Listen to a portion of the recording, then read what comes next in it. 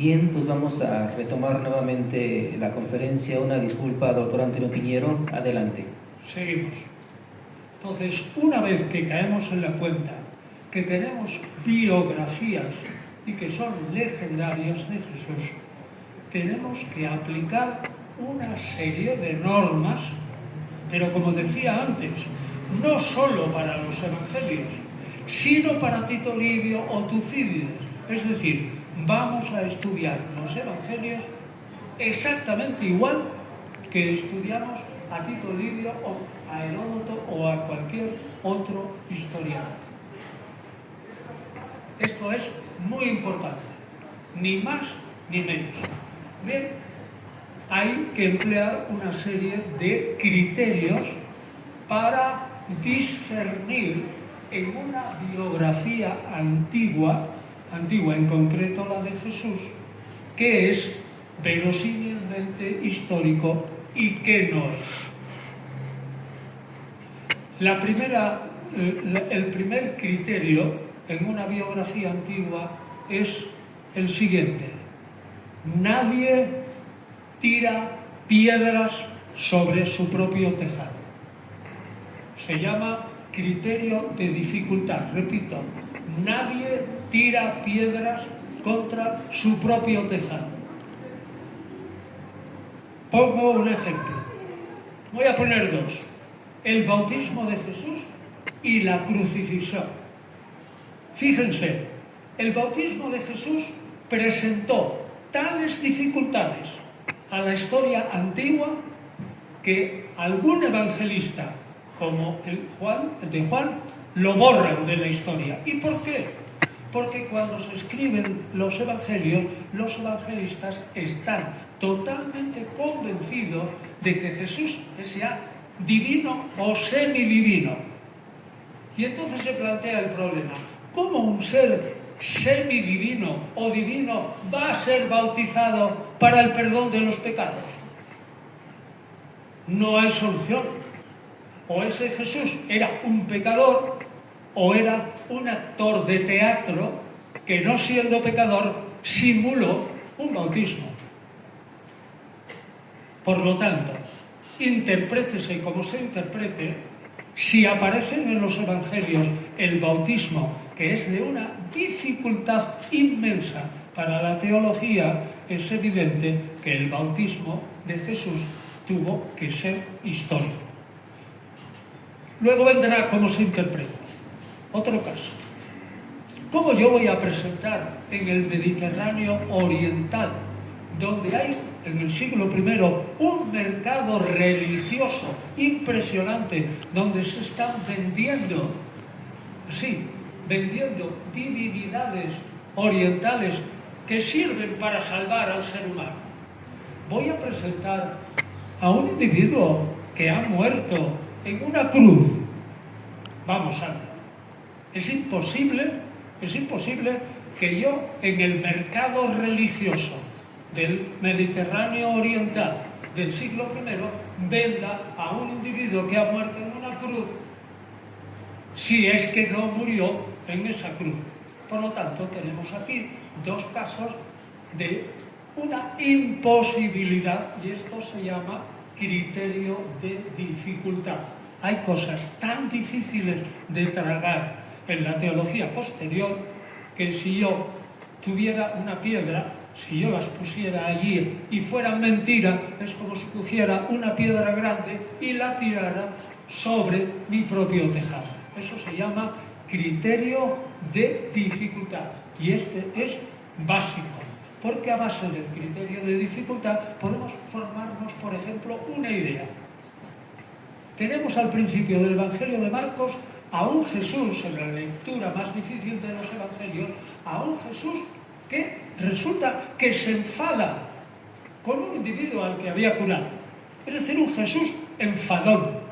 Se enfada en otros casos, y en otros casos es un Jesús enérgico y nada de manso y humilde de corazón, como por ejemplo contra los fariseos, que por cierto son sus colegas. Bueno, entonces, ahí tienen ustedes otro caso de un criterio de dificultad. Así que podemos ir separando como seguras aquellas cosas que van en contra de la imagen del Jesús exaltado en el siglo II. El segundo criterio es: no admitiré nada, ni un dicho, ni un hecho de Jesús, del Jesús histórico, si no está testimoniado al menos por dos fuentes diferentes. Dos fuentes diferentes. ¿Qué son dos fuentes diferentes? Ojo, si Mateo y Lucas, este es otro capítulo que había que explicar, pero me lo tienen que creer. Si Mateo y Lucas copian a Marcos, en gran parte es evidente que Mateo y Lucas, cuando están copiando a Marcos, son una sola fuente. Es decir, Marcos y los que le copian. Tienen que ser dos fuentes totalmente distintas. Por ejemplo, si se admite que hay partes del Evangelio de Juan que no tienen que ver nada con el Jesús de Mateo, Marcos y Lucas y que es otra tradición, puedo admitir que es otra fuente totalmente distinta. O por ejemplo, si una palabra de Jesús está atestiguada también por el Evangelio de Tomás, copto, gnóstico del siglo II, tenemos una fuente probablemente distinta que testimonia al menos que Jesús dijo esa palabra.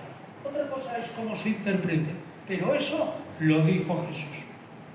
O bien, por ejemplo, el Nuevo Testamento presenta a Jesús predicando continuamente como única idea importante la venida inmediata del reino de Dios.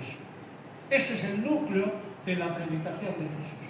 Bueno, si ustedes estudian las formas literarias que hay en los evangelios, por ejemplo, una historia de disputas, otra historia de enseñanza moral, otra historia de milagro, otra historia de caminos y seguimientos de la multitudes, y resulta que en las diversas clases de historia aparece siempre Jesús como idea nuclear, predicando que el reino de Dios va a venir enseguida, eso se prueba históricamente porque está aquí, aquí, aquí y allá en el Evangelio en formas distintas que se presuponen que son fuentes distintas de la investigación. Otro argumento.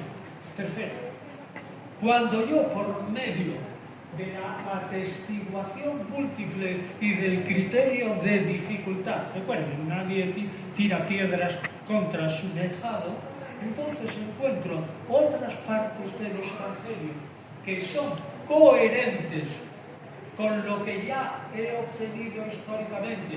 O sea, estoy formando pieza a pieza la figura de Jesús, ¿no? Y voy obteniendo aquí una pieza, otra y otra. Si ya tengo varias piezas seguras y hay otras que son totalmente coherentes con esas piezas, las admito como muy probables porque son coherentes, pegan bien con lo que ya sé por otros motivos. Y por último, hay otro criterio que es relativamente moderno que se llama patrón de recurrencia. Un patrón de recurrencia es, lo tienen ustedes en literatura, si ustedes encuentran, hacen crítica literaria y encuentran el motivo de, por ejemplo, pues el asesinato el intento de asesinato de la madrastra, por ejemplo, aquí lo encuentran en un montón de textos literarios que no tienen nada que ver. Ahí hay un motivo que es recurrente. ¿Caen la cuenta? ¿No? De ese estilo, por ejemplo, puedo encontrar en Jesús el motivo de que él se creía el profeta de los últimos tiempos.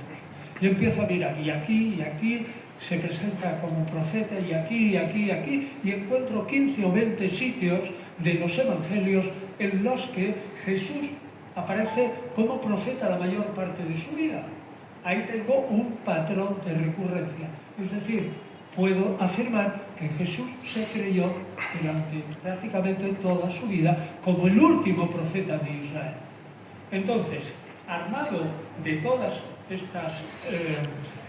estos sistemas, que repito, criterio de dificultad, nadie tire piedras. Segundo, criterio de atestiguación múltiple. Tercero, criterio de coherencia. Cuarto, criterio del patrón de recurrencia. Puedo decir, hombre, ya tengo 4 herramientas para extraer de los evangelios aquello que me parece que es probable que pertenezca al Jesús histórico.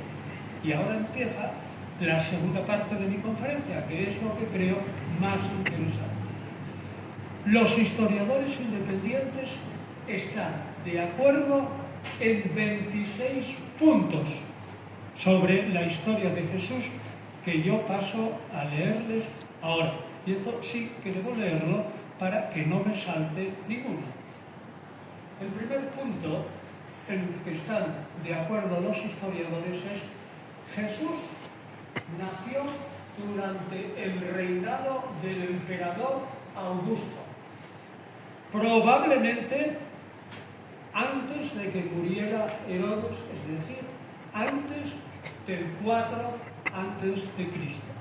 Es decir, como la historia cristiana, por un error que tampoco podemos explicar aquí, o a lo mejor no fue un error, fue algo queriendo, cuenta el año 1, cuando resultó que no era el año 1, debía ser como mínimo el año 5 o 6, podemos decir que si Jesús nació antes de que muriera Herodes el Grande, y Herodes el Grande murió en el año 4 antes de Cristo, ustedes pueden decir que Jesús nació antes de Cristo, aunque sea una broma aparente, pero es totalmente verdad. Ahora bien, no podemos decir cuándo.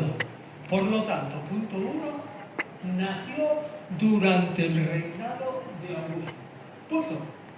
Y no preciso nada más. 2. Creció en Nazaret de Galilea.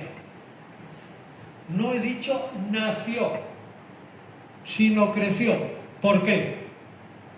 Porque hay 2 evangelistas, Mateo y Lucas, que dicen que Jesús nació en Belén.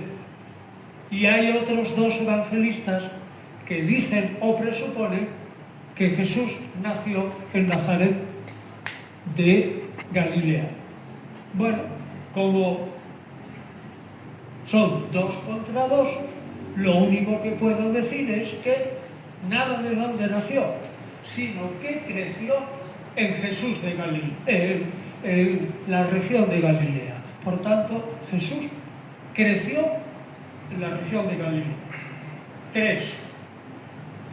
Jesús nació dentro de una familia numerosa. Hasta hace muy poco era un tabú negar la virginidad perpetua de María, es decir, afirmar que María había sido virgen antes, en y después del parto. Ahora, la tendencia, incluso entre los católicos, es lo siguiente. La Iglesia primitiva, o mejor, a la Iglesia primitiva le interesó el nacimiento de Jesús y el nacimiento prodigioso de Jesús. Prodigioso. Por el Espíritu Santo o como fuera. Pero una vez que Jesús, el héroe, nació de una manera prodigiosa, el resto de lo que hizo María y José con su matrimonio a la Iglesia primitiva hasta finales del siglo IV no le importó nada. Es decir, a la Iglesia primitiva en el siglo I, II y III, repito, le importaba que Jesús hubiera nacido milagrosamente. Pero que Jesús tuviera hermanos, me parecía normal. Y si van a ustedes a los evangelios, verán en Marcos capítulo 6, versículo 3, cómo aparecen 4 nombres de hermanos y 2 de hermanas, sin nombre. Bueno, los nombres de las hermanas no se dan, pero el de los varones sí. Por lo tanto, Jesús, lo dice Marcos 6, 3, tuvo otros hermanos y nació en una familia numerosa. 4. Jesús fue un individuo profundamente religioso y la religión de Jesús fue única y exclusivamente la de su entorno. 5.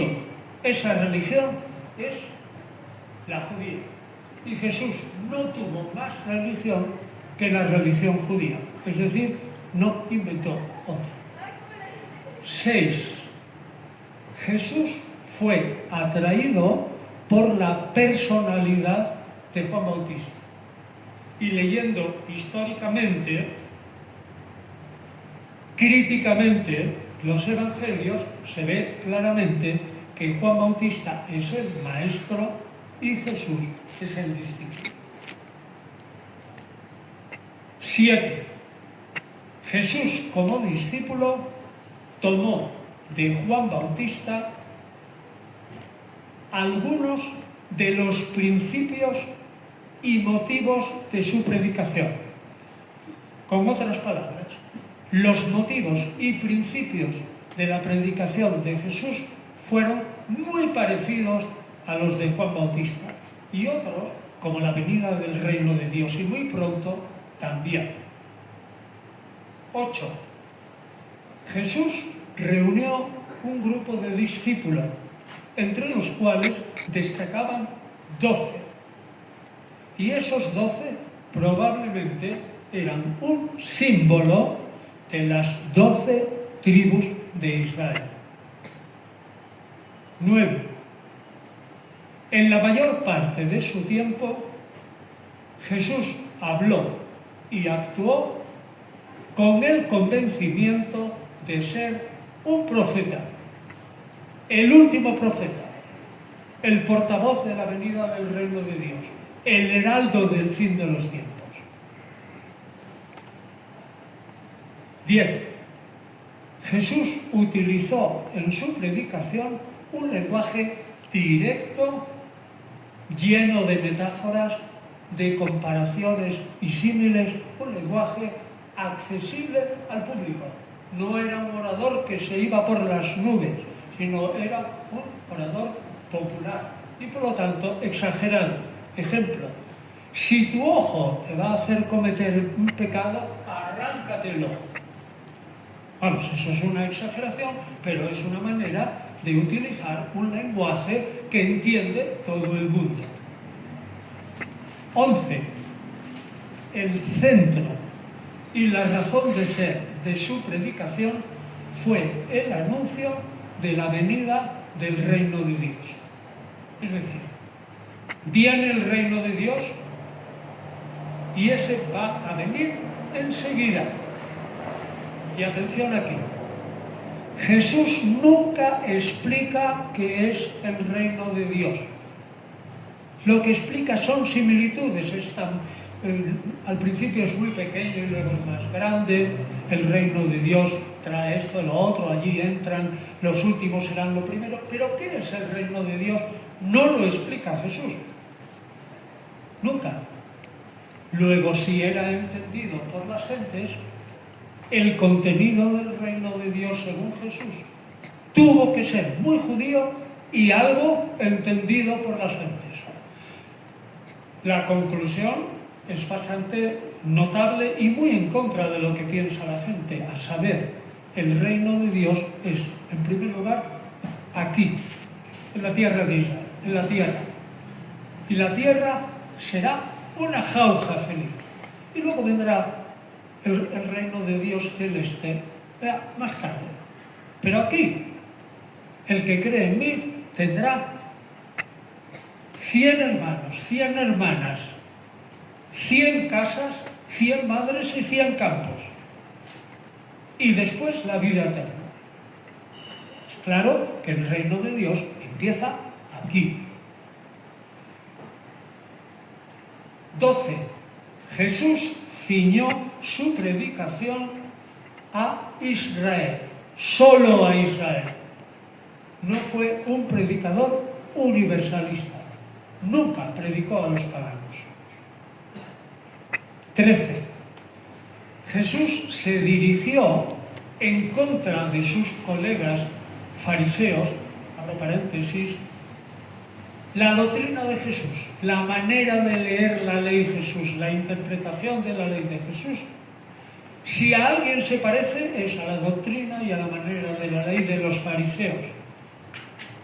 La ciencia actual afirma que a lo que se parece Jesús es a los fariseos, sea un fariseo de una clase o de otra. 12. Jesús ciñó su predicación a Israel. No fue un predicador universalista, sino particularista. No a los gentiles, solo a Israel. Se dirigió solamente a las ovejas de Israel. 13. Su predicación iba dirigida especialmente no a la gente bien, sino a los pecadores para que se convirtieran. 14. Creyó que la instauración del reino de Dios aquí en la tierra, bueno, ¿saben lo que significa eso? Si el reino de Dios es aquí en la tierra de Israel, Roma tiene que desaparecer. Es decir, Jesús creyó claramente que Dios destruiría al Imperio Romano antes de que se instaurara el reino de Dios, porque el Imperio Romano no permitía que Dios fuera el rey de Israel. El rey de Israel era Tiberio y su mano derecha era Poncio Pilato. Pero Jesús no era un Galileo armado. Creyó que el reino de Dios sería instituido por Dios y sus ángeles. Jesús no tenía ejército. No tenía ningún ejército. Otra cosa es, todos los judíos que iban de un sitio a otro llevaban armas. Pero no había policía en los caminos. Y por lo tanto los grupos llevaban espadas y puñales. Y se iban en grupo para que no vinieran los salteadores. 15. Comprendió que el reino de Dios, que era de venida inmediata, no era una entidad meramente espiritual. Es decir, no aquí, dentro de mí mismo y solo espiritual, no. Era un reino material en Israel y espiritual. 16. Anunció que el reino de Dios vendría en un futuro, no que el reino de Dios estaba ya presente. Pero 17, esto es importante por lo que diré ahora, se expresó en ocasiones como si el reino de Dios prácticamente hubiera llegado ya. Pongo un ejemplo. Están ustedes en casa, se encapota el cielo, se pone negro, empieza a soplar el viento, todavía no ha llovido, de hecho la tormenta vendrá dentro de 2 horas o 2 horas y media, pero ustedes no pueden decir en casa, cuando vean todos esos signos, ya está aquí la tormenta, ¿sí o no? Ya está aquí la tormenta, pero la tormenta vendrá en realidad dentro de 2 horas. Quiere decir que él puede decir, ya está aquí el reino de Dios, pero a la vez está diciendo que el reino de Dios es una entidad futura, no presente, no ha llegado. 18. Jesús no es solo el predicador del amor, es también el predicador del juicio. Hay un juicio y el fuego eterno, 6 veces en los evangelios, está preparado para los pecadores. O sea, Jesús predicó tanto el amor, A los semejantes, por supuesto, como el temor al juicio de Dios. Jesús no fue solo el predicador del amor y las buenas palabritas, sino el predicador del juicio. 19. Realizó acciones que tanto él como sus contemporáneos consideraron que superaban la normalidad. Eran acciones maravillosas. ¿Y cuáles son esas? Y la admite perfectamente la historia. Pues son sanaciones y exorcismos. Sanadores hay hoy día y exorcistas hay hoy día. Es decir que Jesús realizó acciones que parecían maravillosas a los ojos de sus contemporáneos no es ninguna cosa extraña para la historia. 20. Ya solo nos quedan 6. Jesús antepuso, ante todo, los aspectos morales a los rituales. Más le importaba la pureza interior que la pureza exterior. 21. Jesús radicalizó la ley. Es decir, no fue un blandito que emblandeció la ley para que entraran los pecadores. No. Jesús llamó a los pecadores, pero endureció la ley. Ejemplo claro, en el Sermón de la Montaña, ¿no? El ejemplo es machista, pero toda esa época era machista, bueno, y ahora también, ¿no? Pero, por ejemplo, machistamente dice el Sermón de la Montaña: no cometerás adulterio. Pero el adulterio no es que tú te acuestes con la mujer ajena, sino que veas a la mujer y desees acostarte con ella. Eso es una radicalización de la ley. La ley no era solo el cometer un acto malo, sino ya pensarlo y voy a ver si tengo ocasión, lo hago. 22. Jesús mantuvo polémicas con otros grupos de su tiempo. Es decir, Jesús, como buen fariseo, que es lo que creemos, disputó con sus colegas fariseos. El judaísmo nunca se ha dejado normalizar, nunca ha tenido opiniones iguales en nada. Y lo que se dice ahora de 2 judíos, 3 opiniones, es igual en la antigüedad. Es decir, que las polémicas entre los fariseos contra los saduceos contra los esenios contra todos, eran normales en su tiempo. Pero nunca llegaba la sangre al río. Es decir, no consta que en alguna pelea entre fariseos se llegara a las manos. Jamás. Se discutía todo lo discutible, pero pelearse físicamente, jamás. 23. Desde Galilea, Jesús fue a Jerusalén por lo menos una vez en la Pascua, para celebrar la fiesta, para esperar la venida del reino de Dios, para triunfar. Jesús no fue a Jerusalén a morir, sino a triunfar. 24. Jesús protagonizó un incidente grave en el templo: la expulsión de los comisionistas, de los vendedores, etc.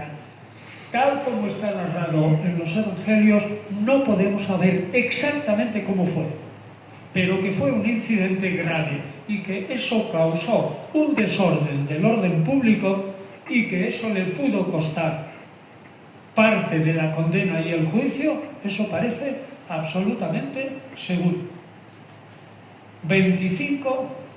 Jesús fue arrestado y decidida su ejecución no por motivos religiosos, no porque fuera blasfemo, como le acusaban algunos según los evangelios, sino por motivos sociológicos y sobre todo políticos.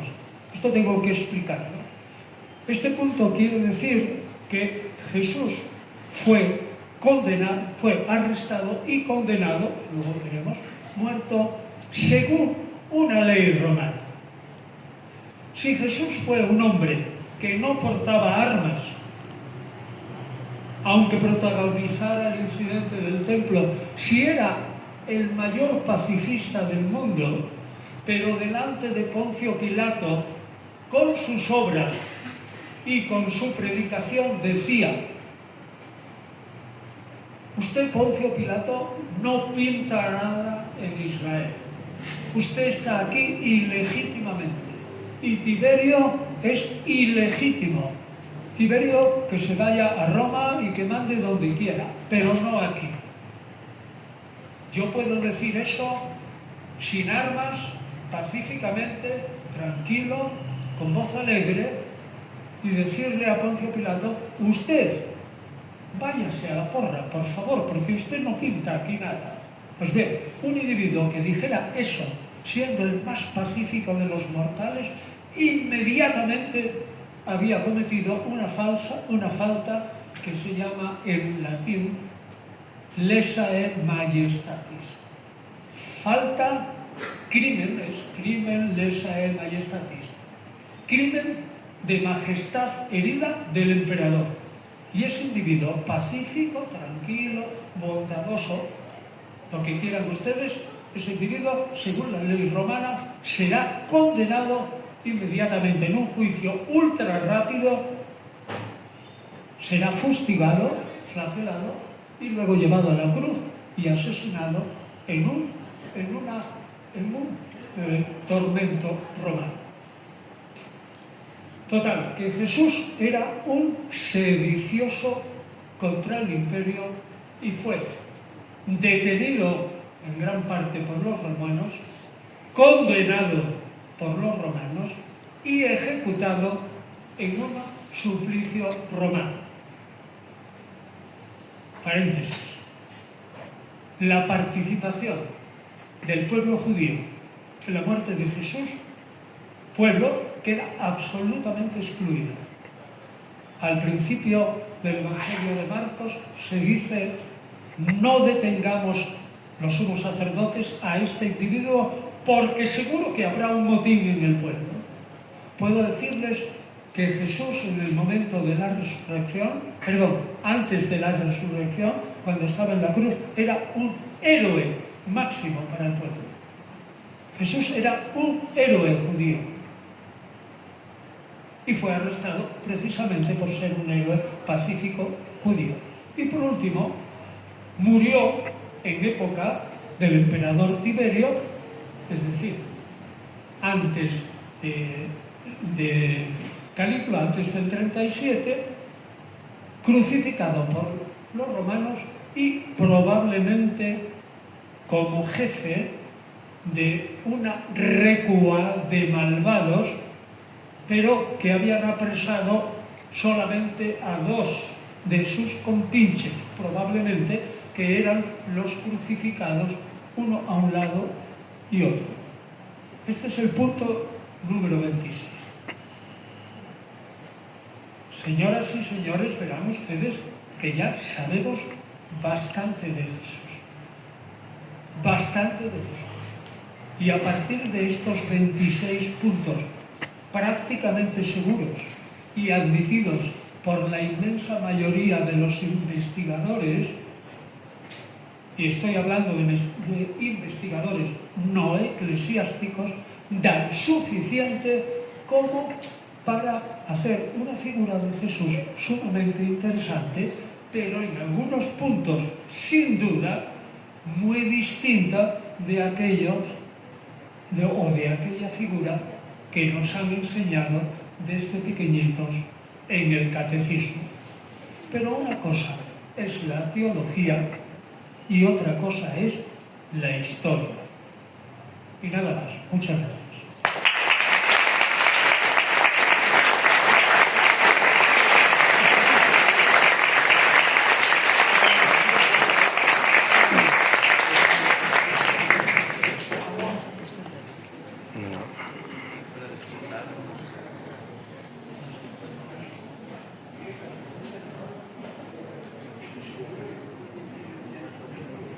Así es como ha concluido la conferencia magistral del doctor Antonio Piñero titulado El Jesús histórico, pruebas de la existencia de Jesús de Nazaret. Tenemos solamente 13 minutos ya por cuestiones de tiempo, así que vamos a hacer la primera ronda de preguntas. Adelante, aquí, luego aquí y tercera, cuarta, y adelante.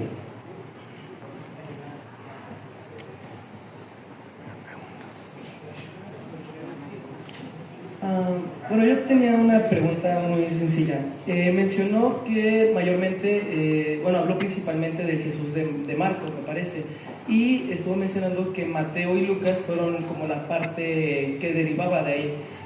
En parte. Sí, sí. Y ahora, ¿dónde quedó Juan? Porque mencionó que en Marcos Jesús se enojaba con un enfermo y dice que era la única, una de las pocas veces en las cuales lo hacía, lo cual se me hace muy interesante porque en Juan, justamente en el capítulo 2, él se enoja cuando en el templo lo están usando como, ¿cómo decirlo?, para ventas. Incluso se cita una parte bíblica que es de Salmo 69, donde se dice tal cual que por el amor a la casa de su padre arderá su cólera.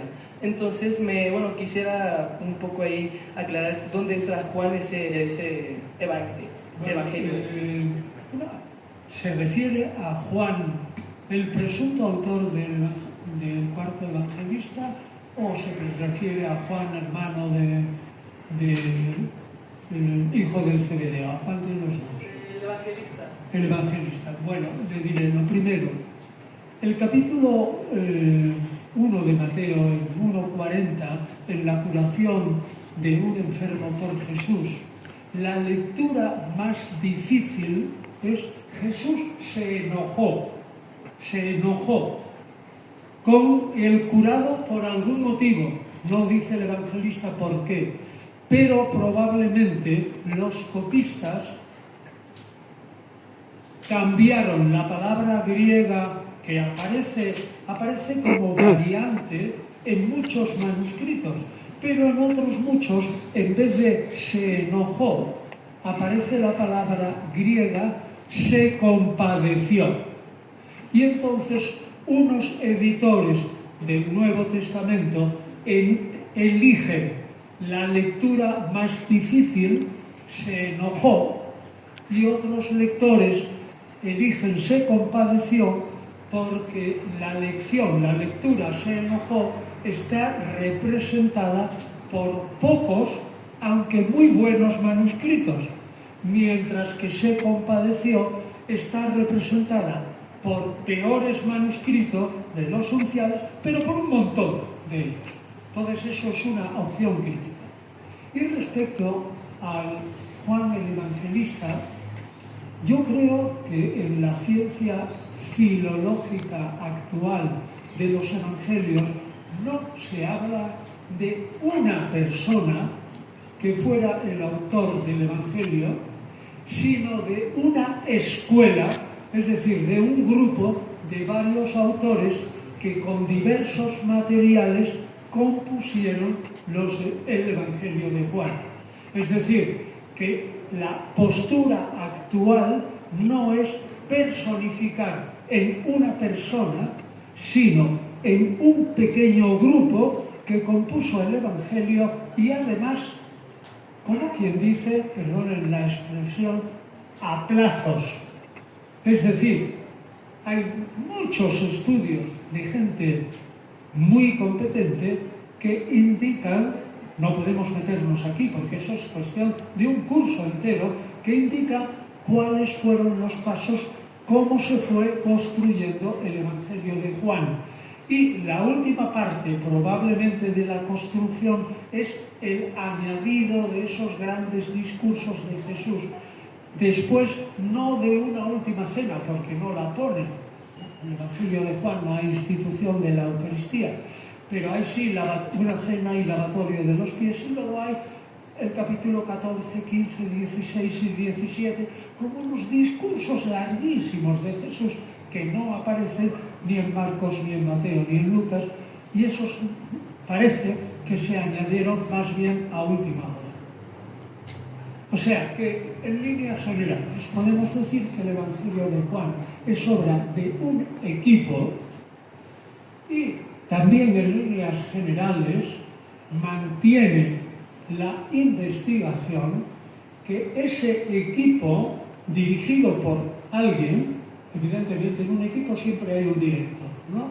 A ese alguien que es el garante se denomina simbólicamente en el cuarto evangelio el discípulo amado, pero nunca dice el nombre, porque siempre es anónimo. Pues bien, aquí ese grupo probablemente conocía a Marcos, a Lucas seguro. ¿Y por qué digo seguro? Porque las últimas investigaciones afirman que el Evangelio de Juan se compuso en Éfeso y el Evangelio de Lucas también. Es decir, eran dos grupos totalmente distintos en una ciudad enorme como era Éfeso, que era una ciudad tremenda, ¿no? Para la antigüedad, pues sería como México hoy para Madrid, ¿no? México es enorme, Madrid es pequeñito. Pues Éfeso era una ciudad enorme para las otras ciudades que eran muy pequeñitas. Y entonces allí había espacio para muy distintos grupos, Y lo que quiero decir, último, el Evangelio de Juan probablemente se compone para complementar y corregir la visión de Jesús, demasiado terrena y superficial, sustituyéndola por una visión de Jesús, que ellos creen la verdadera, que es un redentor que antes pertenecía al mundo celeste, baja a la tierra, enseña, es decir, revela, muere tranquilamente, pero en realidad casi es una muerte simbólica, porque allí es su máxima gloria y luego vuelve a ascender al cielo. Es decir, el Evangelio de Juan es la presentación del verdadero Jesús profundo, el espiritual, el revelador, mientras que Marcos, Mateo y Lucas sí habían escrito una historia de un Jesús verdadero, pero demasiado terreno y superficial, no el Jesús profundo y espiritual. Bueno, Philippe Ariès en Sexualidades Occidentales dice que el capítulo se llama San Pablo y los pecados de la carne. Ahí él dice que en Timoteo y en Corintios es de donde él saca la clasificación de los pecados que el cristianismo establece como su propia clasificación. Pero, por ejemplo, en los libros del Nuevo Testamento, el que usted llama el libro gordo, Timoteo no es una carta de Pablo, Corintios sí. Pero entonces a la hora de establecer los pecados de la carne, y sobre todo el pecado que Philippe Ariès dice que es la aportación más importante, el pecado de molicie, que es un pecado más bien de tipo histórico que de tipo judío. A los judíos no les importaría hacer una clasificación de un pecado como el de la molicie, es decir, el postergar el mantener el placer durante el tiempo. Los judíos no lo considerarían un pecado. Resulta que, por ejemplo, para el buen de Pablo se le ocurriría decir que entonces un eyaculador precoz sería un excelente cristiano porque no posterga, no mantiene el placer durante mucho tiempo, ¿no? Nada. Eso en el pensamiento paulino no cabe. Nada de eso. Y yo creo que en el pensamiento de Timoteo como discípulo de Pablo y todo eso, yo creo que eso que usted está diciendo no entra dentro del universo mental de esas personas. Yo creo que piensan más bien de una manera mucho más sencilla en el decálogo y en lo que se va formando poco a poco como las leyes de la Iglesia que aplican el decálogo, pero no se metían probablemente ahí. Ahora, eso de todos esos problemas y tal así sexuales, me da a mí la impresión que salvo algún caso, como el de 1 Corintios, de aquel que se había casado con la viuda de su padre, bueno, porque como se casaban con niñas tan jóvenes, no es extraño que el hijo fuera mayor que la última viuda de su padre, ¿no? Que se hubiera casado con una chica de 12 o 13 años. Bueno, yo creo que estaban preocupados por cosas más sustanciales, ¿no? Pero, vamos, lo fundamental.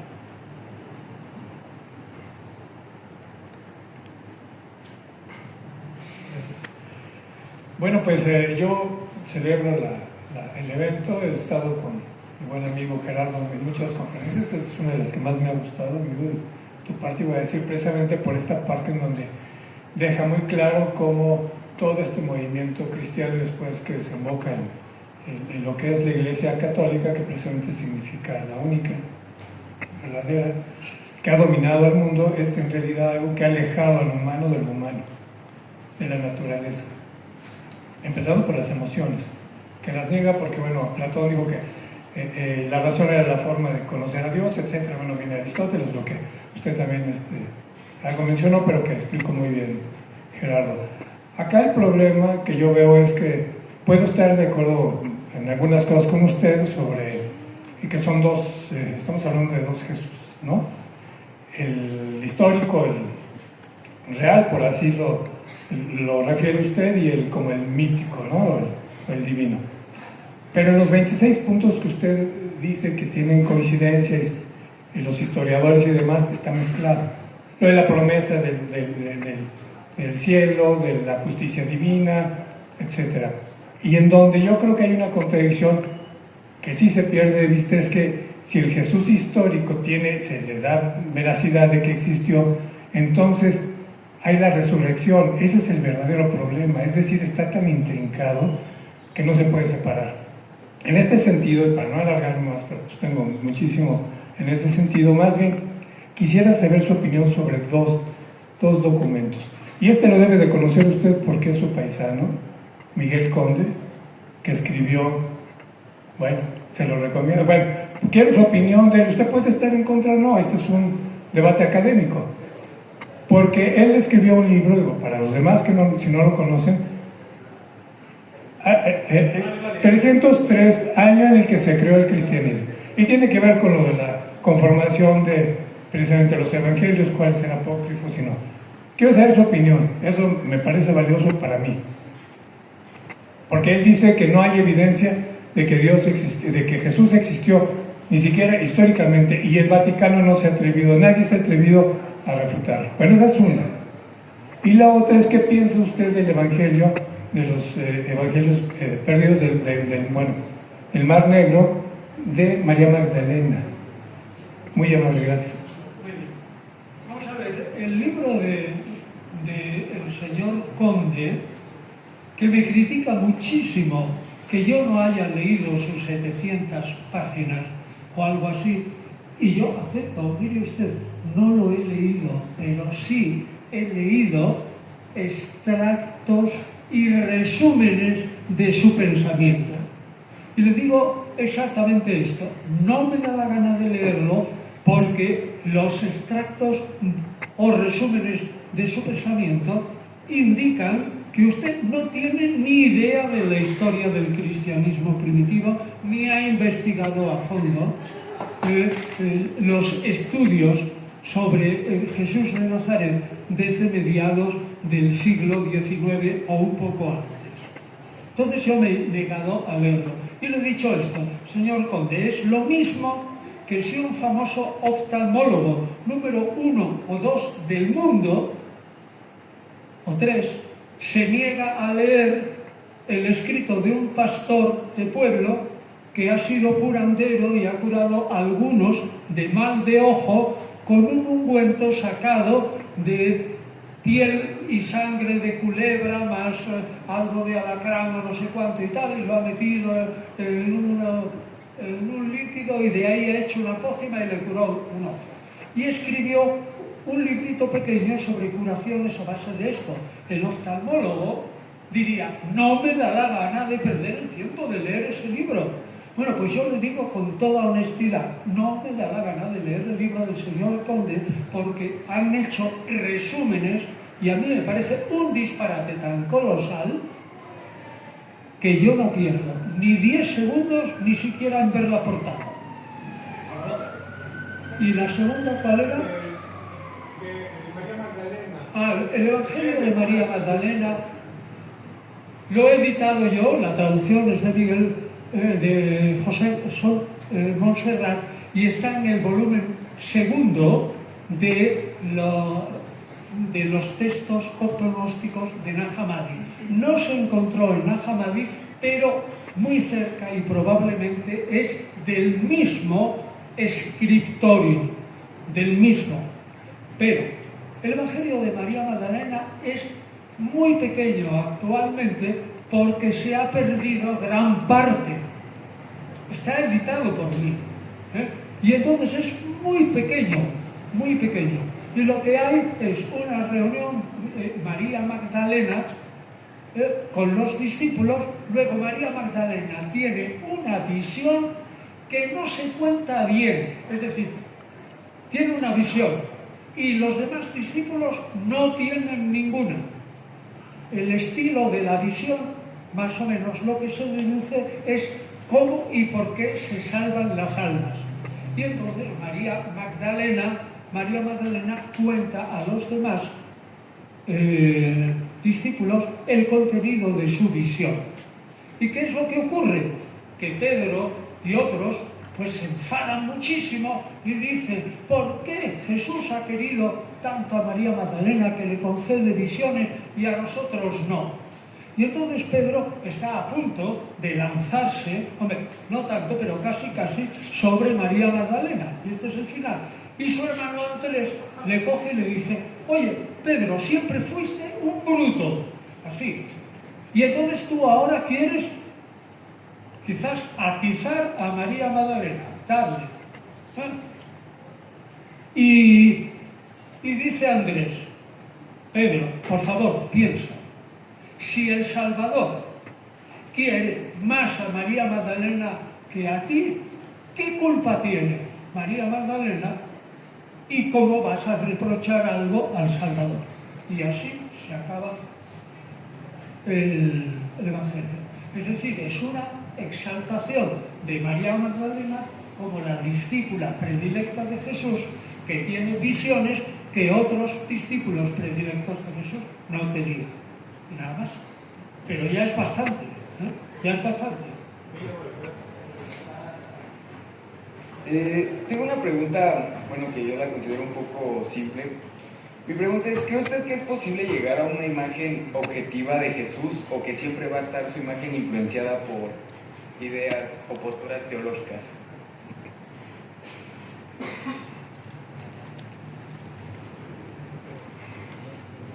Le he entendido el final. ¿Qué quiere decir usted respecto a cuál es la mía o cuál es la general o cómo? ¿Cuál es la de usted? La mía. La de usted. Estos 26 puntos. O sea que estos 26 puntos no tienen teología. Yo no soy un teólogo y no he estudiado nunca teología. Bueno, algo de teología sé porque al estudiar libros sobre el Jesús histórico te tienes que enterar de algo de teología. Pero yo no he estudiado teología, yo me considero incompetente en teología. Y esto es, creo, pura historia, no es teología.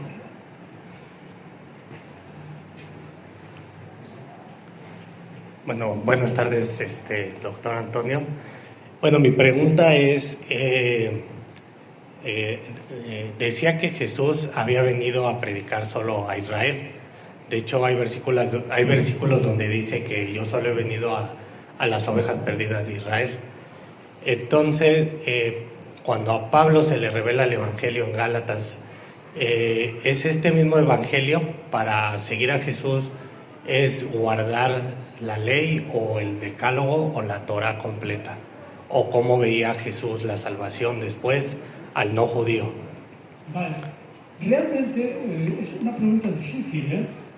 Jesús predicó solo a los judíos Y resulta que la revelación de Pablo en el camino de Damasco, sea como fuera, que fue una visión en la que probablemente él se sintió llamado a proclamar a Jesús a los gentiles bajo una condición.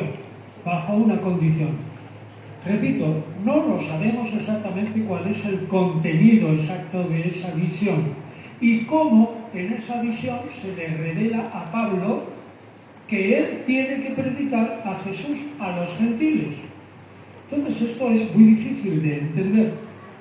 Es muy difícil de entender y ese es el núcleo del problema, cómo entendió Pablo esa visión de tal manera que luego predicó que los gentiles, atención a esto, sí creían en Jesús, se comportaban cumpliendo todos los mandamientos, que es la ley fundamental, los 10, ¿no? Y la ley, sobre todo del amor. Esos gentiles no tenían que hacerse judíos, es decir, no tenían que circuncidarse. ¿Y por qué? Probablemente la parte de la revelación consistía en que Pablo pensó que la promesa de Dios a Abraham tenía 3 partes. Una, Abraham, de ti saldrá un pueblo numeroso. 2, te daré una tierra que emana leche y miel, Israel. Y 3, te haré padre de numerosos pueblos. Y entonces, probablemente la revelación consistió en que Pablo cayó en la cuenta que para que se cumpliera la tercera parte de la promesa de Dios a Abraham, a saber, te haré padre de numerosos pueblos, era necesario que en el Israel, que eran los hijos naturales de Abraham y era el olivo verdadero, se injertaran algunos representantes de los 70 pueblos de la tierra, que es lo que pensaban los judíos, que había 70 pueblos, según Génesis 10. Y lo que pensó él, que Dios le había dado la orden de predicar a un cierto número de gentiles que completara ese número que Dios había pensado que valdría para que Abraham fuera no solo padre de Israel, cuyos hijos son naturales, sino padre de numerosos pueblos. Y ahí viene la revelación de Dios a Pablo. Esos numerosos pueblos no tienen que convertirse en judíos, tienen que mantenerse como gentiles, pero creyendo en el Mesías de Israel, con lo cual obtienen la filiación adoptiva. Y este es el núcleo de Pablo. Israel tiene la filiación natural de Abraham y los gentiles tienen la filiación adoptiva de Abraham, creyendo que Jesús es el Mesías y cumpliendo naturalmente la ley eterna, que son los 10 mandamientos. Ahora bien, el problema de Pablo, eso hubiera sido poco problema si Pablo hubiera añadido: bueno, y estos señores que son hijos adoptivos de Abraham, cuando vayan al cielo, tendrán un cielo muy inferior al de los judíos, que son los hijos naturales. Pero Pablo dijo: cuando vayan al cielo, que es un teatro con patio de butacas y un anfiteatro, ¿no? Los judíos pensaban: yo iré al patio de butacas en el cielo. Pero los gentiles, que son justos y cumplen los 10 mandamientos, sí, irán al cielo, pero ahí, al paraíso, ¿no? Ahí, arriba, al gallinero, como decimos en el español de España, ahí arriba, a la última fila. Y el pecado de Pablo fue decir: estos judíos, hijos no judíos, gentiles, hijos adoptivos de Abraham, irán al patio de butacas. Y dijeron, ¿cómo? ¿Al patio de butacas? O sea que nosotros cumplimos 613 preceptos de la ley de Moisés y estos señores solo cumplen los 10 preceptos del decálogo y no los preceptos de la circuncisión, los alimentos y la pureza ritual, y van a ir al patio de butaca. Matemos a Pablo, porque ha hecho que los israelitas pierdan las ventajas de ser hijos naturales de Abraham. Y a los hijos adoptivos de Abraham les daba un cielo igual que a los hijos naturales.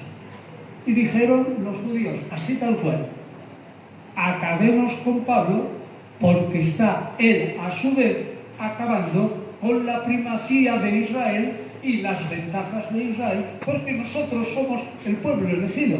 Y ahora resulta que el pueblo elegido somos nosotros y estos señores ahí que no cumplen la ley completa. Anda, hombre, a matar. Sin más. Ese fue el problema de Pablo. Como por razones de tiempo vamos a dar solamente una última pregunta y con eso vamos a cerrar. Bueno, profesor, muchas gracias nuevamente. Dos cuestiones rápidamente. Entendiendo que el Jesús histórico le habló solamente a Israel, ¿cómo podríamos entender entonces Juan 3:16? Que habla sobre que Dios amó tanto al mundo, etcétera. Esa sería la primera. Y la segunda, repita el texto de Juan 16. 3:16. Dios amó al mundo. Sí, porque de tal manera amó Dios al mundo, sí, etcétera. Sí. Y la segunda sobre la fórmula bautismal de Mateo 28:19, que tiene la fórmula trinitaria. Sí. Y siendo objetivos con la historia, pues, ¿qué opina usted que si fue más histórico bautizar en el nombre de Jesús o en el nombre de la Trinidad? Son esas cuestiones. Muy bien.